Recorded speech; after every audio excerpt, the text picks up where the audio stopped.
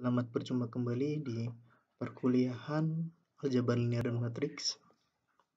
Kali ini kita memasuki pertemuan kelima. Materi yang akan disampaikan di pertemuan ini yaitu tentang determinan lanjutan dari pertemuan sebelumnya, yaitu pertemuan 4. Di pembahasan kali ini, kita akan membahas dua submateri, yaitu yang pertama, menghitung determinan dengan reduksi baris, dan yang kedua adalah menyelesaikan sebuah matriks dengan menggunakan aturan Cramer. Menghitung determinan dengan reduksi baris. Pada bagian sebelumnya, sangat ampuh untuk menghitung determinan jika hanya matriks yang digunakan yaitu kurang dari atau sama dengan 3 kali 3. Tidak berlaku lagi untuk matriks yang ukurannya lebih besar dari 3 kali 3. Oleh karena itu, dimulai dari teorema dasar yang akan mengarahkan pada prosedur untuk menghitung matriks dengan ordo n atau ordo lebih dari 3 kali 3. Untuk teorema pertama atau teorema 1, misalkan A adalah suatu matriks bujur sangkar, maka jika A memiliki suatu baris atau satu kolom bilangan 0, maka nilai dari determinan A sama dengan 0. Dan jika determinan A, maka determinan A sama dengan determinan A transpose. Matriks segitiga. Teorema berikut ini akan mempermudah perhitungan determinan suatu matriks segitiga, berapapun ukurannya, berapapun ordonya. Jadi untuk teorema kedua ini, misalkan ada matriks A adalah suatu matriks segitiga dengan n kali n, segitiga atas, segitiga bawah, atau diagonal, maka determinan A adalah hasil kali dari entry-entry pada diagonal utama matriks tersebut, yaitu determinan A sama dengan A11 dikali A12 sampai dengan dikali ANM.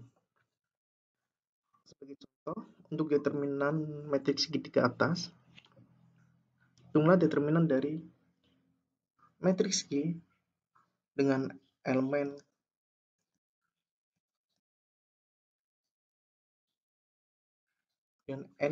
berikut ini. Maka penyelesaiannya adalah berdasarkan teorema 2 yang tadi kita sebutkan, maka determinan dari Q adalah 2 dikali min 3 dikali min 6 dikali 6 dikali 9 dikali 4. Maka hasilnya sama dengan min 1296.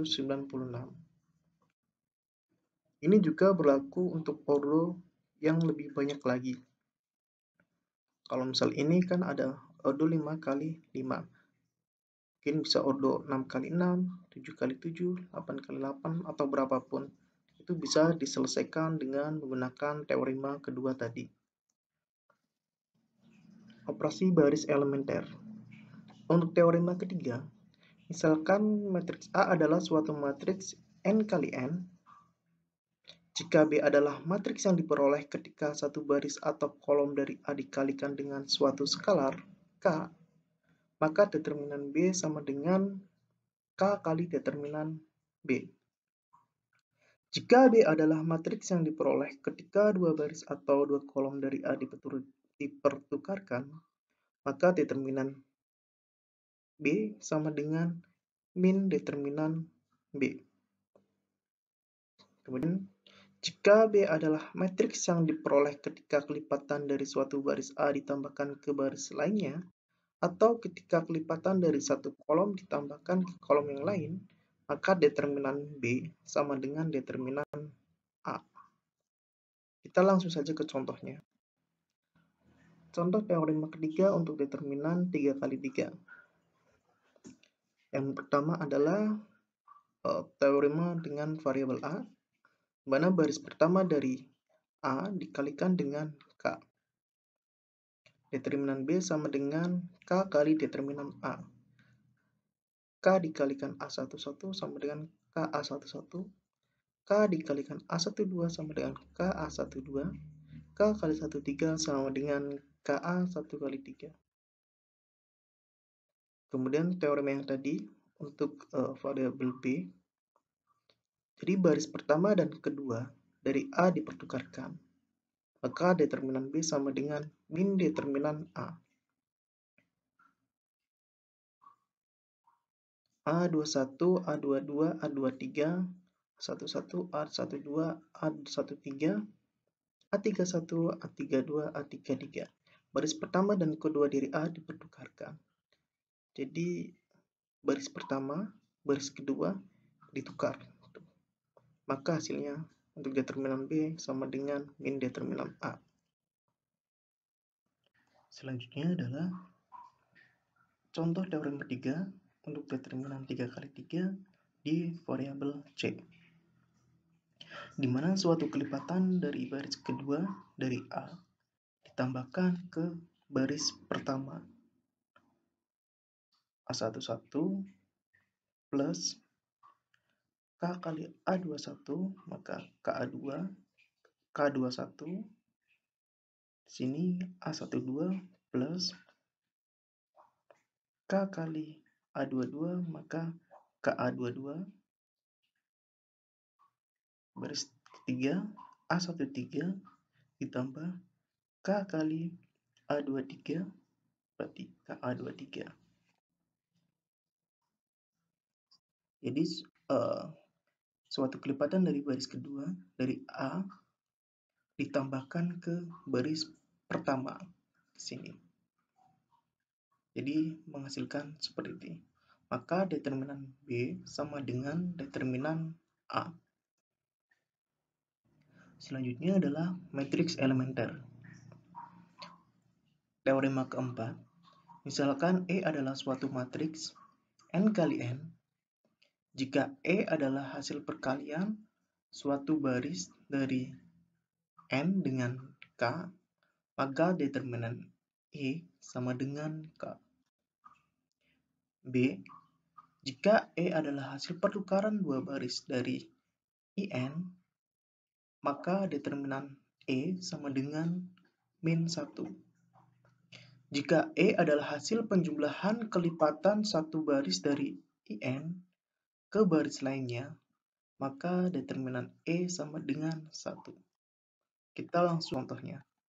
Selanjutnya adalah contoh determinan dari matriks elementer, di mana determinan matriks berikut dihitung dengan inspeksi sesuai dengan teorema keempat yang tadi dijelaskan. Baris kedua dari matriks ordo 4x4 dikalikan dengan 3. Baris kedua dikalikan dengan 3. Maka 0 dikalikan 3 hasilnya 0. Ini sebelumnya 1. 1 dikalikan 3 hasilnya 3. 0 dikalikan 3 hasilnya 0. Dan 0 dikalikan 3 hasilnya 0. Maka hasilnya adalah matriks dengan elemen sebagai berikut. Kemudian untuk variabel B dari teorema 4, baris pertama dan baris terakhir dari matriks ordo 4x4 dipertukarkan. Jadi matriks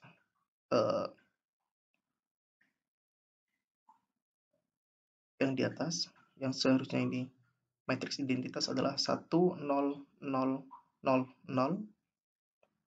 Kemudian yang di bawah adalah 0, 0, 0, 1. Dengan teorema yang tadi dijelaskan di teorema 4, maka matriks identitas di baris pertama dan baris terakhir ditukar. Maka hasilnya adalah elemen sebagai berikut. Kemudian yang variabel C dari teorema 4, 7 kali baris terakhir dari matriks ordo 4x4 ditambahkan ke baris pertama.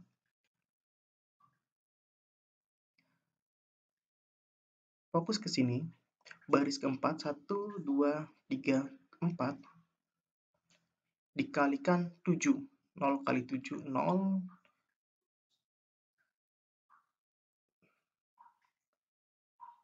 0 kali 7, 0. 1 kali 7, 7. 0 tambah 1, 1. 0 tambah 0, 0. 0 tambah 0, 0.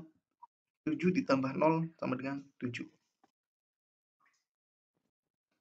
Selanjutnya, matriks dengan baris atau kolom yang proporsional. Jadi jika suatu matriks bujur sangkar A memiliki dua baris yang proporsional, maka suatu baris bilangan 0 dapat dibentuk dengan cara menjumlahkan kelipatan yang sesuai dari salah satu baris ke baris yang lainnya. Hal yang sama juga berlaku untuk sebuah kolom. Lanjut ke teori 5.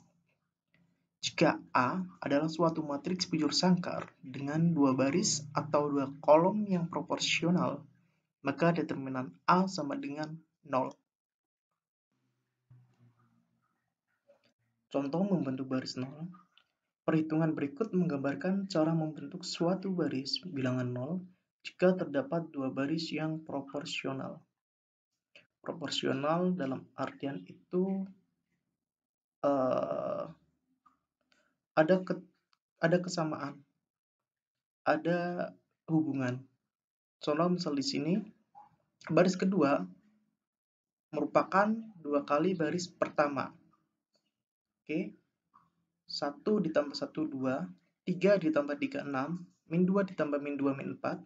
4 ditambah 4 sama dengan 8. Sehingga dengan menambahkan min 2 kali baris pertama ke baris kedua, maka satu baris kedua membentuk nilai 0. Min 2 dikalikan 1, min 2. Min 2 plus 2 sama dengan 0. Min 2 dikalikan 3 sama dengan min 3. Min 6. Min 6 ditambahkan 6 sama dengan 0. Dan selanjutnya sampai terakhir. Itu untuk teorema yang kelima. Selanjutnya adalah aturan Cramer. Aturan Cramer adalah rumus yang dapat digunakan untuk menyelesaikan sebuah sistem persamaan linear. Metode ini menggunakan determinan suatu matriks dengan matriks lain yang diperoleh dengan mengganti salah satu kolom dengan vektor yang terdiri dari angka di sebelah kanan persamaannya. Metode ini dinamai dari matematika One-Swiss-Gödel-Cramer. Untuk aturan Cramer itu sendiri, rumusnya adalah xn sama dengan determinan an per determinan a, di mana xn adalah nilai variabel yang akan dicari. Determinan an sama adalah determinan matriks A dengan terlebih dahulu mengganti kolom ke n dengan elemen-elemen pada matriks B. Determinan A adalah determinan dari matriks A. Oke, langsung saja ke contohnya. Selanjutnya adalah contoh penyelesaian aturan Cramer. Di sini ada persamaan linear. Yang pertama adalah 2x1 plus 4x2 plus x3 sama dengan 5. Kemudian x1 plus 3x2 plus x3 sama dengan 0. Dan 6x1 plus x2 plus 4x3 sama dengan min 3. Langkah pertama, ubah persamaan berikut ini ke dalam bentuk matriks. 2, 4, 1, kemudian nilainya 5, terus ini. Kemudian 1, 3, 1, nilainya 0, taruh sini. Dan yang terakhir 6, 1, 4. Min 3 nilainya taruh sini. Nah, setelah selesai, kita untuk mencari nilai x1, x2, x3, langkah pertama adalah menyelesaikan determinan terlebih dahulu. Yang pertama adalah kita menyelesaikan A1. Untuk A1, langkahnya ubah di kolom pertama dengan nilai di SPL yang diketahui. Jadi kolom ini 216 kita ganti dengan 5, 0, dan min 3. 5, 50 min 3. Kemudian hitung ini dengan menggunakan determinan matriks, maka ketemu nilai 52. Oke, untuk menghitung determinan matriks, kita sudah mempelajarinya di pertemuan sebelumnya, di mana taruh kolom pertama dan kolom kedua di urutan paling belakang terakhir. Nah, kemudian dari sebelah kiri ini dihitung 5 kali 3 kali 4, 15 dikalikan 4, 60, kemudian 4 kali 1, 4, kemudian dikali min 3, 4 kali min 3, min 12. Ini kalau misalkan arahnya ke sini, ini dijumlahkan, kemudian min penjumlahan dari perkalian ke sini. Atau mungkin kalau kalian bingung, kalian bisa mengulang di materi sebelumnya. Oke. Kemudian untuk determinan A2, ini sama dengan ganti kolom kedua dengan nilai dari SPL. Yang tadinya nilainya adalah 431, ini diganti dengan 50 min 3. 50 min 3. Maka dihasilkan nilai 13. Kemudian untuk A3, itu untuk kolom ketiga diganti dengan nilai SPL, maka menghasilkan min 91.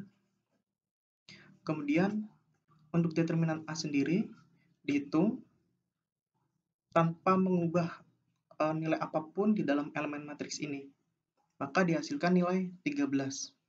Untuk mendapatkan nilai dari X1, X2, dan X3, rumusnya adalah determinan AN atau A1 di sini per determinan A. Jadi untuk X1 sama dengan determinan A1 per determinan A sama dengan 52